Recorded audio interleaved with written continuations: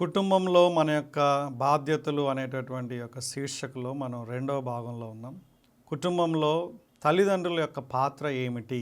తల్లిదండ్రులుగా నువ్వు, నేను, పెళ్ళైనటువంటి ప్రతివారు, ముఖ్యంగా పిల్లల్ని కలిగినటువంటి వాళ్ళు, మనం ఎలాంటి బాధ్యతల్ని కలిగి ఉన్నాం? ఇది చాలా ప్రాముఖ్యమైనటువంటి విషయం. కుటుంబంలో దేవుడు పురుషుణ్ణి ఒక నాయకుడిగా, నడిపించేటటువంటి వ్యక్తిగా, కుటుంబాన్ని ముందుండి పోషించి సంరక్షించి భార్యని ప్రేమిస్తూ పిల్లల్ని బాధ్యతాయుతంగా విధేయులుగా పెంచాలనేటటువంటి ఒక మహోత్తరమైనటువంటి బాధ్యతని అప్పగించాడు. దేవుని వాక్యంలో ఈ విధంగా రాయబడి ఉంది. దయచేసి ఆ యొక్క మాటలు నేను చదువుతున్నాను, మీరందరూ కూడా జాగ్రత్తగా వినండి. ఎఫెసీయులకు రాసినటువంటి పత్రిక 6వ అధ్యాయం 4వ వచనంలో, తండ్రులారా మీ పిల్లలకి కోపం రేపక ప్రభు యొక్క శిక్షలోను బోధలోను వారిని పెంచుడి. పిల్లల్ని ప్రభు యొక్క శిక్షలో బోధలో పెంచాలి అనేటటువంటి ఆజ్ఞని ఇక్కడ చూస్తున్నాం. ఇక్కడ శిక్ష అనేటటువంటిది తెలుగు తర్జుమాలో మనం పనిష్మెంట్ అనేటటువంటి పాయింట్ ఆఫ్ వ్యూలో అర్థం చేసుకోకూడదు. ఇక్కడ శిక్ష అంటే శిక్షణ, తర్ఫీదు. పిల్లలకి మనం ప్రభువుని గురించినటువంటి విషయాలలో, దేవుని గురించినటువంటి విషయాల్లో తర్ఫీదునివ్వాలి, బోధించాలి. ఈ రెండు కూడా అత్యంత కీలకమైనటువంటి అంశాలు. బట్ దానికంటే ముందుగా ఒకటి చేయొద్దని కూడా చెప్పాడు. ఇది మనం తల్లిదండ్రులుగా తెలుసుకోవాలి, ముఖ్యంగా తండ్రులు తెలుసుకోవాలి. ఇక్కడ వాక్య భాగం తండ్రులారా అని చెప్తుంది. అంటే తండ్రులారా అని చెప్పినప్పుడు కేవలం తండ్రులకి మాత్రమే, ఫాదర్స్కి మాత్రమే అని అర్థం కాదు. కానీ తండ్రి ప్రాథమికమైనటువంటి బాధ్యతను తీసుకోవాలి. He is the primary responsible person in educating the children, disciplining the children. భార్య ఒక సహకారిగా భర్త తీసుకున్నటువంటి నిర్ణయాల్లో, ఆ యొక్క కుటుంబ బాధ్యతల్లో తోడుగా ఉండాలి అనేటటువంటిది మనం తెలుసుకుంటున్నాం. కాబట్టి ఇక్కడ తండ్రులు పిల్లల్ని ప్రభు యొక్క శిక్షణలో, అంటే తర్ఫీదులో, బోధలో వారిని పెంచాలి అనేటటువంటిది ఇక్కడ మనం చూసుకుంటున్నాం. కానీ దానికంటే ముందుగా ఒకటి చేయొద్దని చెప్పారు. ఇది చాలా ప్రాముఖ్యం. పిల్లలకు కోపము రేపక. ఒక ఆశ్చర్యకరమైనటువంటి విషయం ఇది. వాస్తవానికి మనం తల్లిదండ్రులుగా పిల్లలకి ఏం చెప్దామంటే, నాకు కోపం తీసుకురావద్దు, నాకు కోపం తెప్పించవద్దు అని మనం పిల్లలతో అంటాం. అఫ్కోర్స్ మనం వేరే వాళ్ళతో కూడా, సన్నిహితులతో ఆ విధంగా మాట్లాడే అవకాశాలు ఉన్నాయి. కానీ ఇక్కడ దేవుడు చెప్పేటటువంటి ఆజ్ఞ ఏంటంటే, పిల్లలకి కోపం తీసుకురావద్దు, వాళ్ళ మనస్సుల్ని నొప్పించొద్దు అనేటటువంటి మాట ఇక్కడ మనం చూస్తాం. ఇంకో రకంగా నీ యొక్క మాటల వలన, నా మాటల వలన, నీ ప్రవర్తన వలన, నా ప్రవర్తన వలన పిల్లలకి కోపం రాకూడదు. వారికి కోపం వచ్చేటట్లుగా మనం ప్రవర్తించకూడదు. ఇది చాలా ప్రాముఖ్యమైనటువంటి విషయం. ఇది కొన్నిసార్లు మనకి కొంచెం ఆటంకం కూడా అనిపిస్తుంది. ఎందుకంటే సహజంగా ఇంట్లో తండ్రిగా నువ్వే అత్యంత గొప్ప అధికారం కలిగిన వ్యక్తిగా ఉంటావు. నువ్వు చెప్పిందే జరగాలి అనేటటువంటి ఒక ఆలోచన కలిగి ఉంటావు. మంచిదే. కానీ పిల్లల్ని ప్రేమతో పెంచాలి, పిల్లల్ని ప్రభావితం చేస్తూ పెంచాలి. ఇలాగ చాలా విషయాలు ఉన్నాయి ఎలా చేయాలి అనేటటువంటి దానికి.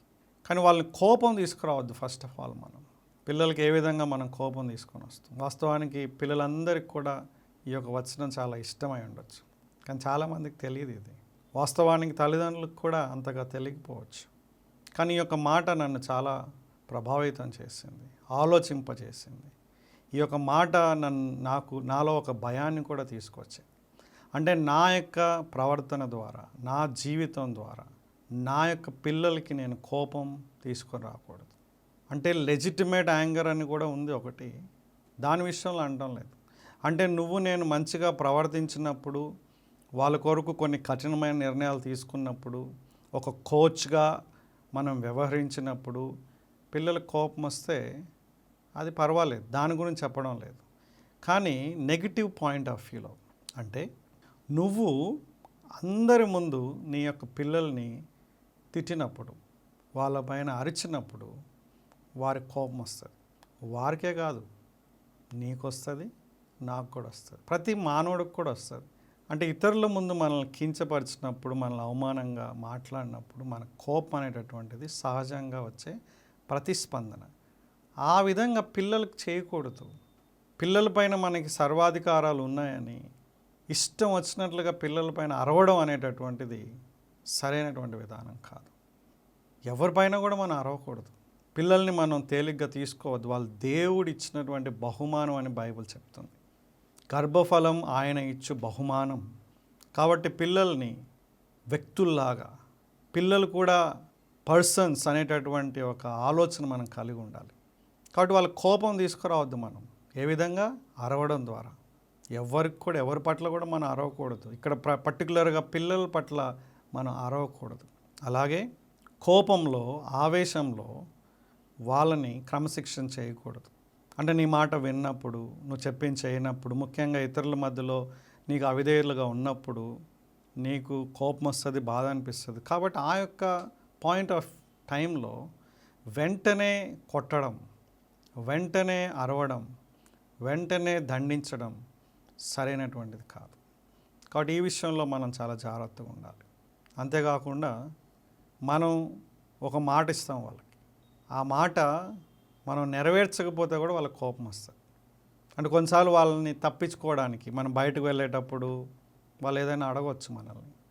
అప్పుడు తీసుకోరాము, లేకుంటే వీలు కాదు అనేటటువంటి ఎక్స్ప్లెనేషన్ ఇస్తే వాళ్ళు ఇంకా మారం చేయొచ్చు, న్యాగింగ్ చేయొచ్చు, అడగవచ్చు. అట్లాంటి సమయాల్లో అది తప్పించుకోవడానికి నువ్వు వాగ్దానం చేసేటటువంటి వ్యక్తిగా ఉంటావు.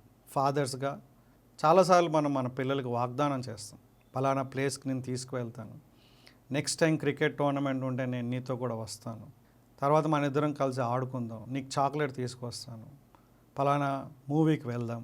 ఈ విధంగా నువ్వు కొన్ని వాగ్దానాలు స్పాంటేనియస్గా, అనాలోచితంగా ఇచ్చేసి అవి నెరవేర్చినప్పుడు నీ పైన పిల్లలకు కోపం వచ్చే అవకాశాలు ఉన్నాయి. నువ్వు చెప్పిన మాట చేయకపోతే వాళ్ళు కొన్నిసార్లు దాన్ని రిమైండ్ చేయొచ్చు, కానీ అది ఒక అలవాటుగా, అది నీ యొక్క లైఫ్ స్టైల్గా అయిపోయినప్పుడు పిల్లలు మన పైన కోపం పడవచ్చు. కాబట్టి ఆ విషయంలో కూడా మనం చాలా జాగ్రత్తగా ఉండాలి. మూడవదిగా, మనం ఇతర పిల్లలతో మన పిల్లల్ని పోల్చేటటువంటి పరిస్థితులు ఉన్నాయి. ఇది చాలా భయంకరమైన విషయం, దయనీయమైనటువంటిది. మన పిల్లల యొక్క సామర్థ్యం వేరు, మన పిల్లల యొక్క టాలెంట్ వేరు. వాస్తవానికి ఈచ్ చైల్డ్ ఈజ్ యూనిక్. ప్రతి ఒక్క పాప లేకుంటే బాబు ప్రత్యేకమైనటువంటి వారు. వాళ్ళ యొక్క ఫింగర్ ప్రింట్స్ ప్రత్యేకమైనవి. వారి యొక్క ఈవెన్ కవల పిల్లలు కూడా, ట్విన్స్ కూడా ఒక నిమిషం లేకుంటే కొన్ని నిమిషాల వ్యవధిలో తేడాలో పుట్టినప్పటికి కూడా వాళ్ళు విభిన్నమైనటువంటి వాళ్ళు. ఒకరికొకరికి పొంతన ఉండదు. వారి వ్యక్తిత్వం వేరే, వాళ్ళ యొక్క ఆలోచనలు వేరే, వాళ్ళ యొక్క ఇష్టాలు వేరే, వారు కలిగి ఉన్నటువంటి సామర్థ్యాలు వేరే. కాబట్టి ఈ యొక్క ఎగ్జామ్స్ విషయంలో, లేకుంటే మిగతా బంధువులందరూ కలిసినప్పుడు, కలీగ్స్ అందరూ కలిసినప్పుడు, నువ్వు నీ యొక్క పిల్లవాడిని వేరే వాళ్ళతో పోల్చడం, ముఖ్యంగా నీ పిల్లవారికి తక్కువ మార్కులు వచ్చి వేరే వాళ్ళకి ఎక్కువ మార్కులు వచ్చి, లేకుంటే నీ యొక్క బాబుకి కానీ పాపకి కానీ తక్కువ పర్సంటేజ్ వచ్చి వేరే వాళ్ళకి ఎక్కువ పర్సంటేజ్ వచ్చినప్పుడు అది బహిరంగంగా నువ్వు చెప్తే, లేకుంటే వేరే వాళ్ళని పోల్చి ఆ విధంగా నువ్వు లేవు, వాళ్ళలాగా నువ్వు మార్కులు ఎక్కువ తెచ్చుకోవడం లేదు, వాళ్ళలాగా నువ్వు విధేయుడిగా లేవు అని కాన్స్టెంట్గా వేరే వాళ్ళని పోల్చుతూ నువ్వు సరి చేసినప్పుడు, వేరే వాళ్ళని పోల్చుతూ ఆ వ్యక్తిని పోల్చినప్పుడు చాలా బాధ, కోపం, ఆవేశం, గ్రడ్జ్ ఇవన్నీ కూడా లోపల డెవలప్ అవుతాయి. వేరే వాళ్ళతోనే కాదండి, తోటి సిబ్లింగ్తో కూడా నువ్వు పోల్చినప్పుడు, కొన్నిసార్లు అన్నయ్యని తమ్ముడితో, అక్కతో, చెల్లెలతో మనం పోలుస్తూ వారి మధ్యలో విభేదాలు సృష్టించే వారిగా ఉంటాం. అలాగే మన పైన మనం కోపం తెప్పించుకునే వారిగా ఉంటాం. ఇలాగ పలు విధాలుగా మన పిల్లల్ని మనం నెగిటివ్గా కోపం తెప్పించేవారుగా ఉంటాం. కాబట్టి దయచేసి అర్థం చేసుకోవాలి, మన పిల్లలకి కోపం రేపక. తండ్రులు ఇది గమనించాలి. తండ్రులు ఫాదర్స్గా మనం సరైన విధంగా వాళ్ళతో ప్రవర్తించకపోతే వాళ్ళకు కోపం వస్తుంది. అది రానియొద్దు అని చెప్తున్నాడు దేవుడు. It's a command. ఇది ఒక ఆజ్ఞ. వాళ్ళ మనస్సును నొప్పించొద్దు, వాస్తవానికి భార్యల విషయంలో కూడా అదే చెప్తున్నాడు. మీ భార్యల్ని నిష్ఠూర పెట్టకుడి అని చెప్తున్నాడు.